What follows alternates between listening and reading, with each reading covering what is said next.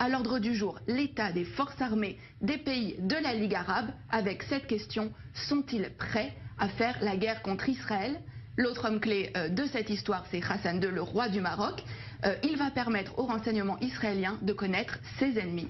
Et c'est à ce moment-là que le Mossad va donc entrer en action. Oui, absolument. Le Mossad va donc préparer cette opération en amont de la conférence. Plusieurs jours avant, une équipe du Shin Bet et du Mossad, il s'appelle à Tsiporim, donc les oiseaux, vont occuper le dernier étage du très luxueux hôtel à Casablanca où sont attendus les dirigeants arabes et où va aussi avoir lieu la conférence.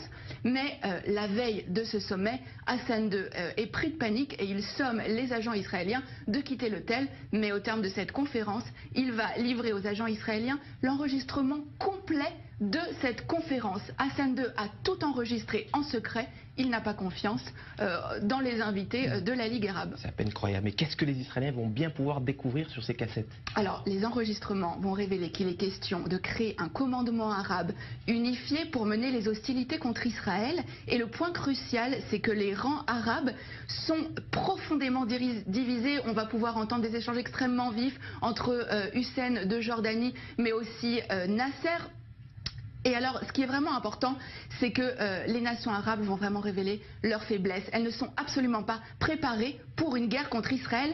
Et c'est vraiment sur la base de ces informations-là que Tsahal va lancer les premières opérations de la guerre des 6 jours en 67. Alors voilà un dirigeant arabe sunnite qui est censé être solidaire de ses homologues arabes. Pourquoi Hassan II a-t-il fait ce choix?